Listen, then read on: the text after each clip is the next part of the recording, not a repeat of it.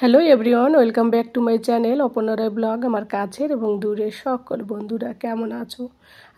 আশা করি তোমরা যে যেখান থেকে আমার এই ব্লগ ভিডিওটি দেখছো সকলে ভালো আছো এবং সুস্থ আছো।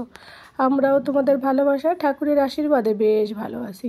মনটা আজ প্রচণ্ড খারাপ, কেন কি বলো তো, আজকে আমাদের স্পেশাল ডেতে আর তোমাদের দাদাভাই দেখো অফিসে বেরিয়ে পড়লো। সকালবেলা ছেলেকে দিয়ে এসে নিজে চান করে বেরিয়ে পড়লো। প্রত্যেক বছর ছুটি থাকে, মানে ছুটি থাকে বলতে ছুটি নেয় আর ঘরে থাকে। তো প্রোগ্রামটা ঘরেই করা হয়, মানে অ্যানিভার্সারিটা আমরা ঘরেতেই, আমি রান্নাবান্না করি, 2-4 জন বন্ধুদের ডাকি, সোসাইটির যাদের যাদের সঙ্গে আমার বন্ধুত্ব তাদেরকে ডাকি, তো সবাই মিলে সেলিব্রেট করি। তো এই বছর আর সেরকম কিছু হচ্ছে না, তো এবার এই বছর অন্যরকম প্ল্যান হচ্ছে। তো আশা করি ব্লগটা দেখতে থাকো, ভালো লাগবে আশা করি বন্ধুরা। তো যাই হোক, মনটা খারাপ করলে আর বসে থেকে তো লাভ নেই, সংসারে কাজ তো করতে হবে। তাই ওই প্রতিদিনের মতো ছেলে আর হাজব্যান্ড যাওয়ার পরে ঘর বাড়ি গুছিয়ে পরিষ্কার করে নিই, একদম সব কিছু ঠিকঠাক করে নিই, মুছে নিই আর কি। আর এইদিকে সোফা পরিষ্কার করতে এসে একটা বিরাট কাণ্ড ঘটে গেল। আমি তো পুরো ভয়ে আতঙ্কে, কী কাণ্ড হলো আজ আমার সাথে, এই প্রথমবার হলো। তো এখনও আমি ডিপলিভাবে ওটা খুঁজে দেখিনি, ভেবেছি এর পরের দিন দেখব, কারণ আজকে একটু হাতে সময় কম আছে। হাতে সময় কম বলতে আবার বাবু সোনাকে দুপুরবেলা আমার হয়তো আনতে যেতে হবে। তোমাদের দাদাভাই ওই আর কি মাঝে মাঝে এই করে, সকালে দিয়ে এসে আর দুপুরবেলা আসতে পারে না, তখন আমাকেই যেতে হয়। তো তাড়াহুড়ো থাকবে, ওই কারণে বললাম থাক, যা হয়েছে হয়েছে, পরে দেখবো খানি বাড়িতে, মানে পরের দিন দেখবো, আজকে সময় পাবো না মনে হয়।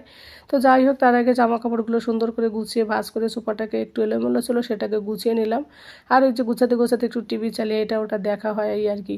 আর এই যে সোফাটা না, সিঙ্গেল সোফাটা, এইটা পরিষ্কার করতে এসে না ঠিকঠাক করলাম। ঠিকঠাক করার পরে যখনই আমি ও যেখানটায় বসা হয় ওখানে হাত দিয়েছি, এবার হাতে ওখানে দেখে কি একটু নরম নরম কি জানো এই যেখানটায়। এবারে আমি ভাবছি ওখানটায় মনে হয় কোনো একটা চুলের গার্ডার ফাডার, এটা ওটা, বাবু সোনা তো বাচ্চা ছেলে, ও তো এটা ওটা ঢুকিয়ে রাখে।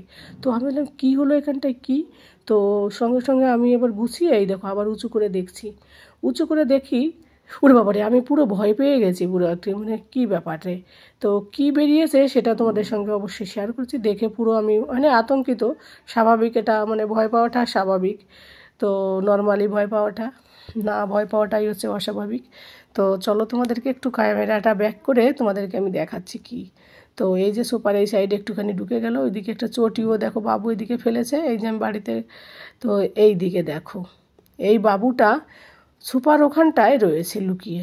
এবার আমি বের করে দেখি, এখান থেকে বেরিয়ে দেখি মারা গেছে। মানে ওখানে কিভাবে মারা গেল ওখানে গিয়ে, না আমি কোনো অনুষ্ঠান মানে পয়জন দিয়েছি, কোনো কিছু দিইনি, কিন্তু উনি ওখানে মরে রয়েছে। তো এটা দেখে ভয় লাগা স্বাভাবিক, রাতের মানে কাজ করতে এসে যদি হাতে ওইটা লাগে। তো তারপরে একটু হ্যান্ড ওয়াশ করে এসে ওকে ফেলে দিলাম ডাস্টবিনে, বালতিতে।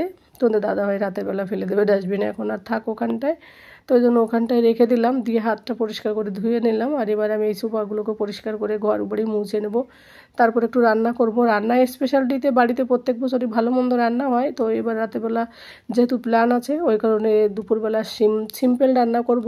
তবে কি বলো তো, যদি বাড়ি থেকে সবজিগুলো না নিয়ে আসতো তাহলে ডাল ভাতই রান্না করতাম, ডাল আর ডিমের অমলেট।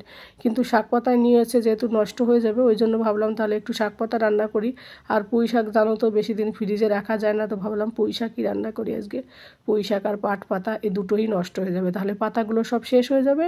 পরের দিন তাহলে আমি ওই বাকি যে কচুরলতা লতি, তারপর ওই কোলকপি আছে সেইগুলো রান্না করব।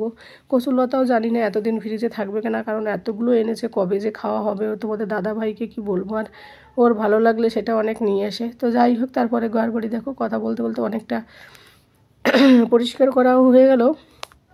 আর যতই বাইরে যাওয়া হোক, এই দিনে যদি বাড়িতে যদি ও থাকে তাহলে ভীষণ ভালো লাগে।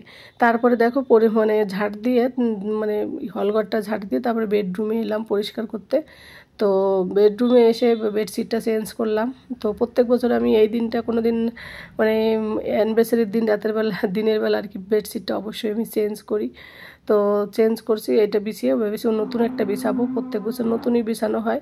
নতুন বলতে ওই দিদি বা দুর্গাপুজোর সময় দিয়েছিল জামাইবাবুর দোকানের। তো বেডশিটটা একটু ঝাঁটা দিয়ে একটু ভালো করে ঝাড় দিয়ে নিলাম পরে অফ ক্যামেরায়। তারপরে এইদিকে দেখো, এই বেডশিটটা তো আমার ভীষণ ভীষণ, মানে তোমাদেরকে কি বলে বোঝাবো। আমি আশা করি আমার মতো সকলেই পছন্দ করবে এটা। সাদা বেডশিট, তারপরে যদি ছোট ছোট প্রিন্ট থাকে, এত ভালো লাগে, এত ভালো লাগে, বোঝানো যাবে না কাউকে। তো আমার ভীষণ ফেভারিট বেডশিটটা, তাই এটাই বিছাই নিলাম।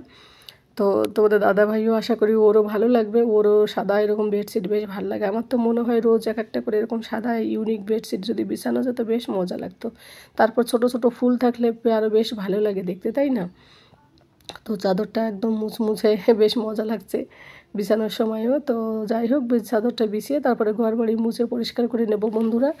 এবার চান করে ভেবেছি রান্নাটা কমপ্লিট করে নেব, তাহলে সুবিধা হবে। আবার বাবু সোনাকে যদি আবার আনতে যেতে হয় তো কি হয় এখনও বলা যাচ্ছে না। তো ও আবার হঠাৎ করে না, মানে কোনো যে প্রোগ্রাম থাকে অনেক সময় ক্যান্সেল হয়, ক্যান্সেল না হলে অনেক সময় আবার ওই দিয়ে যায়। তো দেখো ডিপলিভাবে তোমাদেরকে দেখাচ্ছি চাদরটা কত সুন্দর লাগছে, হোয়াইটের উপর ব্লু কালারের ফুল দারুণ ফুটেছে।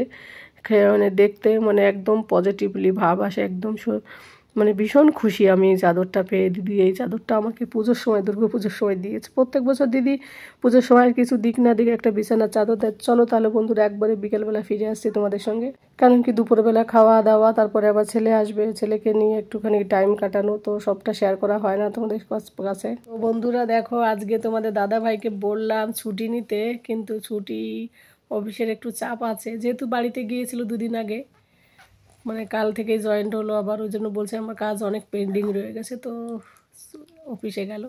প্রত্যেক বছরে এই দিনে ছুটি নেই, এই বছরে নিল না, আমার মনটা খুব খারাপ করছে। তো আর এইদিকে বাবু সোনা তো স্কুল থেকে এসেছে, এসে এই যে ওকে ঘুম পড়াতে এলাম, আর দেখো দুষ্টুমি শুরু করে দিয়েছে। আর আর নতুন একটা বেডশিট বিছিয়ে বেশ মনটা বেশ ভালো লাগছে। মানে কি বলো তো, নতুন বেডশিট চেঞ্জ হলে এমনি ভালো লাগে না, নিউ হলে আরও বেশ মজা লাগে। আর তোমাদের দাদাভাই যদি ছুটি নিয়ে বাড়ি থাকতো তাহলে আরও বেশ ভালো লাগতো। তো যাই হোক, চলো ছেলেটাকে ঘুম পাড়িয়ে দিই। হ্যাঁ, তারপর সন্ধ্যাবেলা তো যাব। তো আজকের ব্লগে শেয়ার করতে না পারলে পরবর্তী ব্লগে শেয়ার করব, যতটা পারি শেয়ার করব। সঙ্গে থাকো, পাশে থাকো, আর দেখতে থাকো। আর দুষ্টুমি দেখো, আমি যখনই কোনো কিছু করি, ব্লগ করি, ও যদি থাকে ক্যামেরার সামনে এই দুষ্টুমি করে। যাও তোমাকে দেখাবোই না, শুধু দুষ্টুমি করে। আর বালিশটাকে দেখো, ওর কভারগুলো বের করে করে কী করছে, এইদিকে পাশ বালিশেরও তাই, সব কিছু ওই সব উল্টো পাল্টা করে।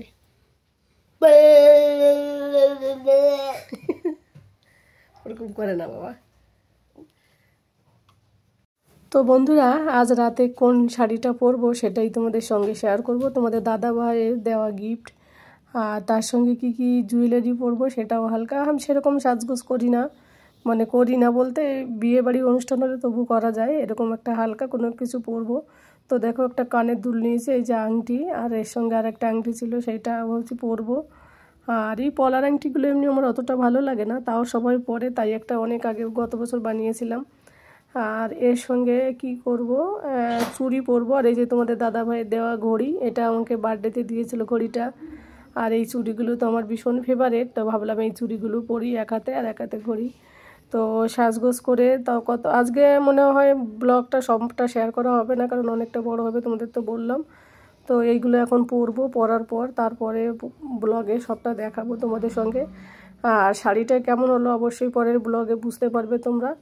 তো বন্ধুরা, আর এই প্রথমবার অ্যানিভার্সারির দিন আমরা বাইরে সেলিব্রেট করছি, প্রত্যেকবারই ঘরে করা হয় বন্ধুরা। তো বন্ধুরা, শাড়িটা তোমাদের সঙ্গে সম্পূর্ণটা আজকে দেখালাম না, আর সবটা শেয়ার করলাম না ব্লগের, কারণ সবটা শেয়ার করলে ব্লগটা অনেকটা বড় হয়ে যাবে। তো এখন রেডি হয়ে নেব, তো ওই সব মানে পরবো, যেগুলো পরবো সেগুলো তোমাদেরকে একটুখানি হালকা দেখিয়ে দিলাম। আর বাকিটা পরের ব্লগে তোমাদের সঙ্গে অবশ্যই শেয়ার করব। সঙ্গে থাকো, পাশে থাকো, দেখতে থাকো। আর যেসব বন্ধুরা এত সময় ধরে আমার ব্লগ ভিডিওটি দেখছো তাদের সকলকে অসংখ্য অসংখ্য ধন্যবাদ। সকলে ভালো থাকো, সুস্থ থাকো এবং সাবধানে থাকো। দেখা হবে পরবর্তী অ্যানিভার্সারি যে ব্লগ পার্টিটা যেটা হয়েছে সেটাই শেয়ার করব। তো আজ এখানটাই শেষ করছি, টাটা, বাই বাই।